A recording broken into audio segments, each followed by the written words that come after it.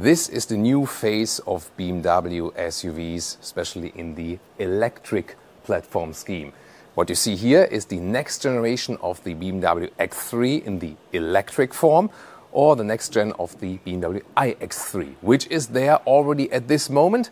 But this new generation here, based on the so-called Neue Klasse at BMW, its translation is new class.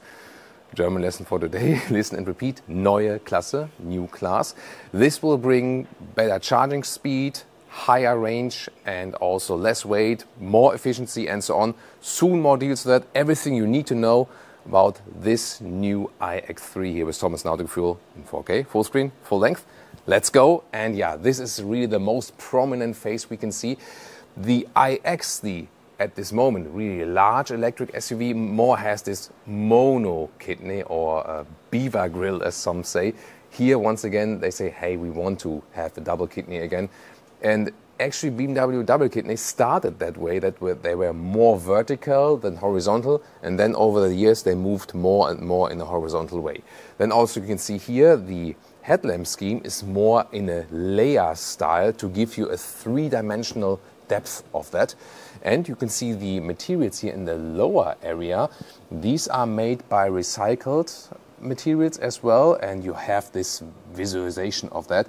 This is also the scheme of this vehicle. It has a lower CO2 impact, not only from the materials that are being used, but also later on. So they use more mono materials that you can later on also recycle this vehicle again when it reaches the end of the life cycle overall.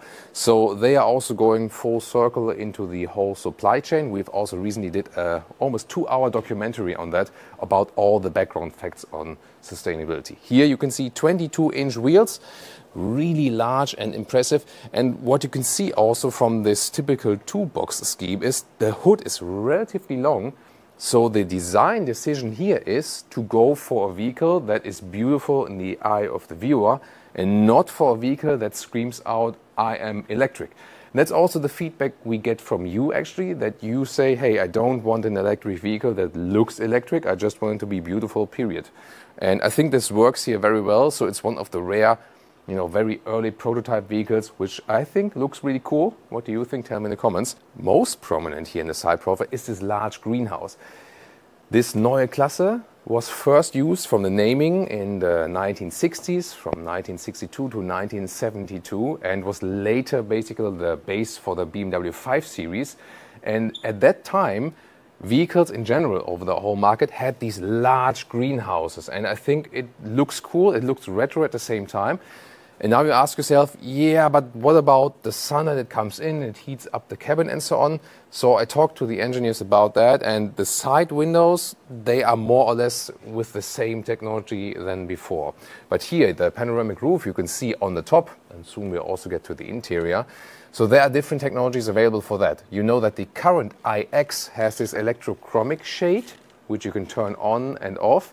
Here they want to use either this glass roof, but with a special UV layer that the sun rays are being filtered, or if you live in a very, very hot state, for example, the Texas customers of Tesla, for example, they put actually some wrap over their panoramic roof because it's just getting too hot. So they all thought about that, and they say they still want to offer this vehicle here with a fixed roof if it's just too hot where you live, that you don't have to get this panoramic glass roof there. But definitely also very interesting. Towards the rear, when you follow me around, I think here is more or less a rather typical BMW SUV shape. So I think they really stay true to the design origin. From the form, you can see that they also transport something between X3 and X4. So it's more or less this one vehicle for that class. We'll see how it ends up later, because this platform here is the first vehicle that will arrive on that platform in 2025, second half year of 2025. But there will be more vehicles to follow on that platform, not only the electric 3 Series, but more vehicles. Here you can see really wide tail lamps. And if you now think, wait a minute, that's just all concept vehicle, it will never come to the market that way. Actually, this is already quite close to the market version, so you cannot expect big visual changes. Interesting also that here the BMW logo is basically like stamped in or carved in the paint here, which is a beautiful matte paint here, by the way. Something similar to what you at this moment get under the name of frozen grey at BMW. In the lower part you have this diffuser kind of really strong styling. Of course it reminds me a little bit more of combustion engines, but why not use these combustion engines design elements that have worked well also here on the electric vehicles. As for the EV facts, first of all, what's important, they will move to an 800 volt charging architecture. So this means definitely faster charging. They say that all the electric facts like charging, range, efficiency, all being improved by 30% if you compare a nowadays iX3. What would that mean? Of course, there are always these official figures and so on, but as a realistic range figure in, also maybe not ideal conditions, this would mean 500 kilometers or 300 miles of range for this very vehicle. That's a conservative estimate. I usually do that here because I want to consider also, like not ideal conditions. From their latest test drives, BMW have told me that we can rather even say like 600 kilometers or 370 miles. Of course, it always depends on weather, temperature, and so on and so on. But, that's also a surprise to us then when we are able to drive that vehicle, and then we can tell you more about the concise consumption figure. What's clear is that this is way efficient, way more efficient than the ones we see at this moment. They not only go mainly just bigger with the battery, it's really about making the whole vehicle efficient from the drivetrain and so on. Charging flap is here on the passenger side, and we have one figure we can release right now. And is that they say they can achieve 300 kilometers or 190 miles of range in 10 minutes to recharge again. Of course, we'll also keep you updated with all these figures and then later on with a concise charging test. You of course also have all-wheel drive models. The X models stand for all-wheel drive. That means then one electric motor in the rear, one electric motor in the front. But what's very interesting, I gathered with some deep talks yesterday, is the new architecture behind the vehicle and also their electronic control units are able also to control 4 electric motors, so 1 electric motor per wheel. So it is possible that with this new platform we'll also have a version, maybe like an electric M version, which has indeed 4 electric motors for the whole vehicle, 1 per wheel. And then of course you have the perfect torque vectoring. About these electronic control units, so far they were basically all over the vehicle and there was wiring all going over the vehicle. Now they actually bundle these electronic control units and make 4 main ECUs. And there will be one also placed, rather here in the front for the drivetrain. Then we have one that will be placed rather in the rear, always depending where the wiring makes most sense. This will be responsible for the ADAS, so for all the advanced driving assistance systems. Then you will have one ECU, electronic control unit, for the base systems like wipers and so on, everything that just goes on every day. And one unit for the UX, the user interface. We'll also take a look at that very soon with all the infotainment. There are huge changes to come, some which are already quite, similar to other versions we have seen before, but also some very new stuff like the panoramic vision, a completely new display there in the front. Here at this very early vehicle you can see it's the camera mirror, very small of course, it will be bigger than even with the camera mirror, but I guess there will also be normal mirrors being offered, especially since for the US customers they have to have the normal mirrors anyway. I'm also a fan of the normal mirrors anyway. Aerodynamics wise, it is an advantage, yes, to have the camera mirror, but not the largest ones. What happens, at the wheels and especially at the back of the vehicle is actually even more important for aerodynamics. Then we can see here the door handles. They are flush and they are wing themselves basically, and I can open them right here. So press it here and then carefully open the door. Is one of a piece at this moment. You can see here frameless windows also, so some kind of coupe styling. And at the inside of the doors we can see is a mix of fabric and then this rather sleek material. This has a structure or here, so there will also be some physical buttons. I heard there will also be physical buttons for the mirrors and so on. So this is not 100% final, but the base styling will be like this.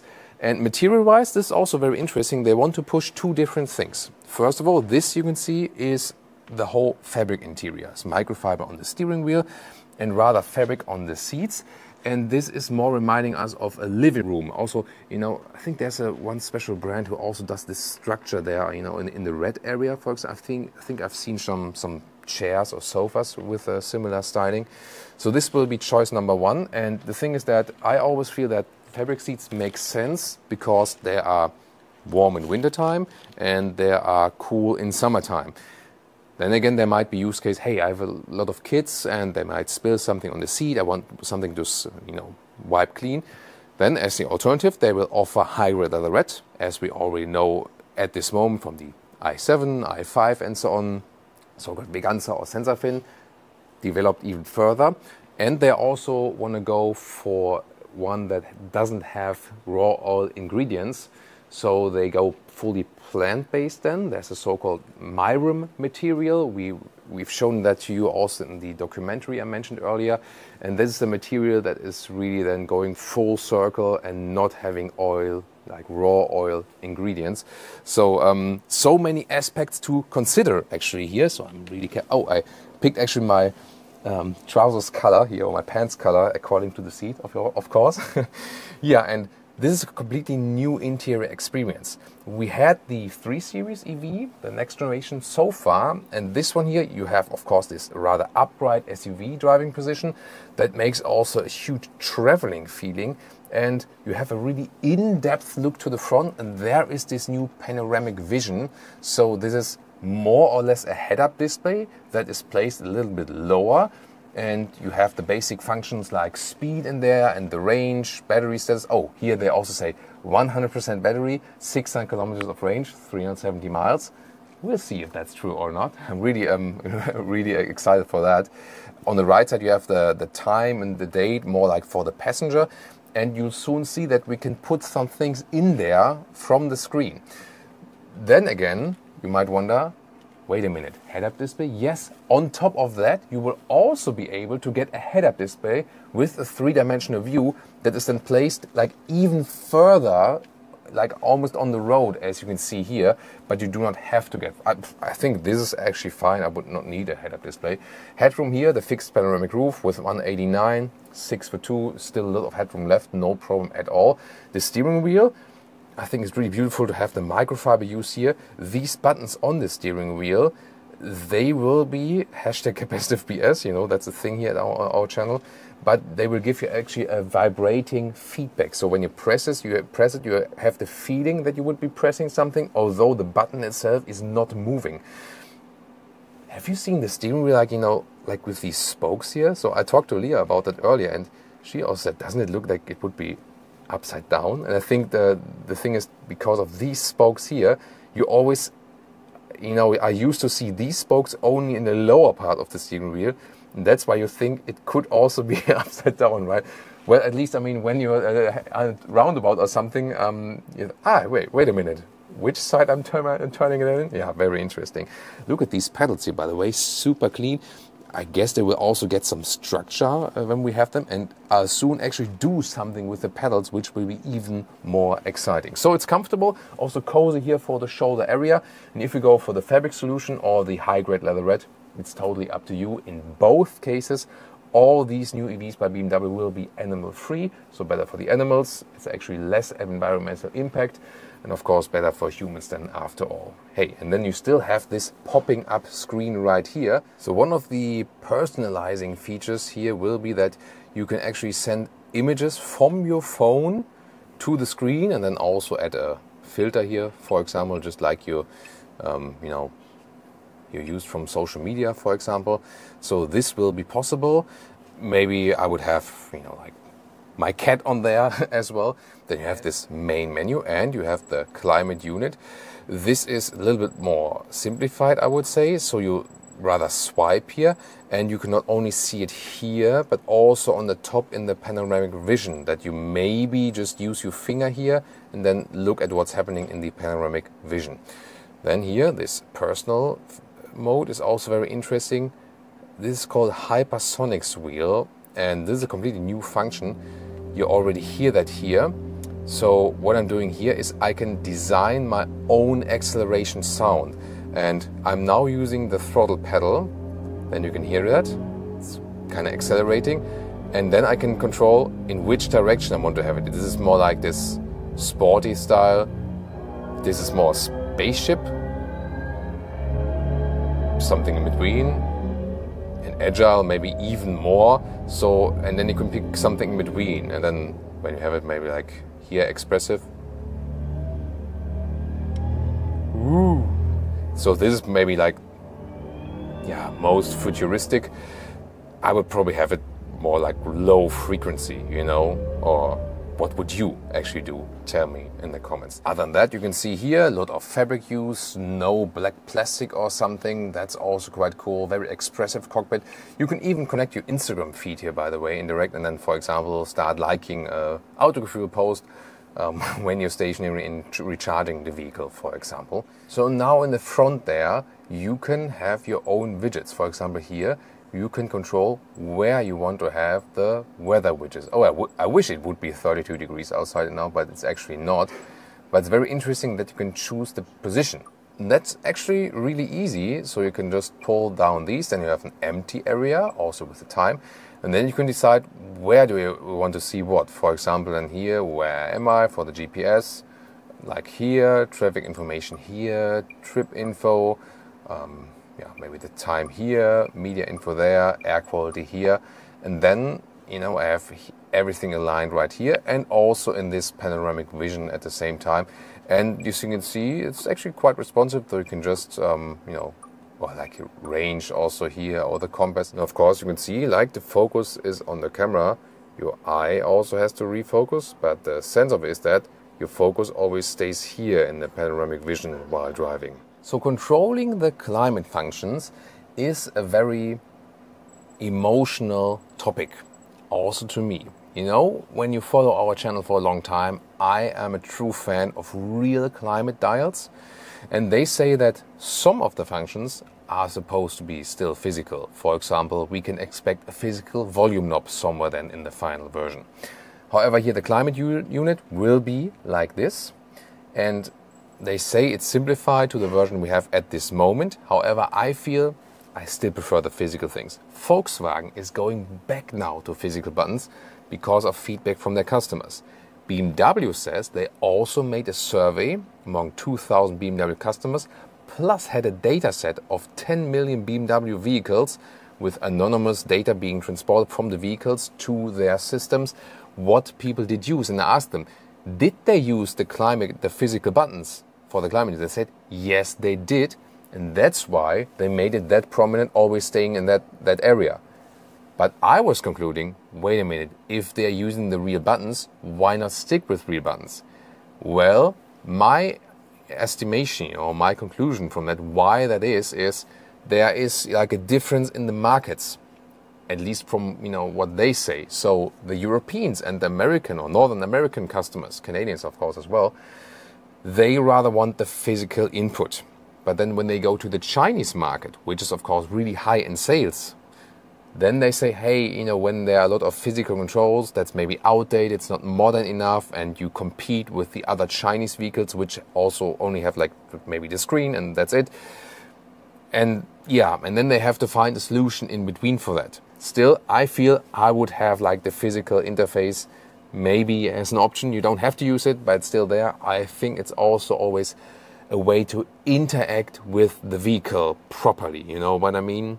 Tell me your feedback about this decision. What do you think here, by the way, of this frameless mirror? Middle console, here you have some space, and this will then be the shifting lever, similar integrated like it is before, just pulled backward or pulled forward. And you can see this is a flying middle console, so you have space underneath then, like on the living room floor. So this is here one of the Easter eggs they included here from the design team, because they really think they are onto something, and I think there's really a new spirit actually in the BMW team, especially concerning the new EVs, because they also want to try some things. Then here, let's look at the rear door. Very classic design overall, but then more fabric use, and I like that everything is basically covered and looks really more premium. And I also love that feature here with the pillows, right? Not sure if these ones will be standard equipment, But what I can tell you is that their whole strategy also from the build configurator, we know there's, at this moment, there's Tesla on the one side, where you can just pick the color, basically, and that's it. And then there are the German premium manufacturers, where you have maybe like 500,000 configuration options overall, because you can combine this with that. And they want to reduce that complexity a lot to make it simpler to configure cars. And that also means there will be more standard equipment for the vehicles. Rear seating is actually, again, more like a living room atmosphere. You can see here also the headroom I have here, no problem with that glass roof. Then you can also enjoy actually the view. The pillow, why not? I mean, this makes a little bit more of a luxury car experience. Legroom here, this is actually behind the passenger seat at the moment. So, you know, the length here will be somewhat, again, in the iX3, X3 direction, or Tesla Model Y competitor. It is actually like 4.70 meters, 185 inches in that direction. And these are then also standard measurements for the interior space. Just that you have this through bench, which is actually classic BMW. If you think about even like a BMW E30, it used to be always this through bench. Just that here, the big difference is, of course, that you have no rear middle tunnel using all of that EV platform. If you like what you've seen, but you want it as a sedan, yeah, it's also coming as the next electric 3 Series. But maybe you say, I want an electric SUV right now. Well, there's the iX or the current iX3.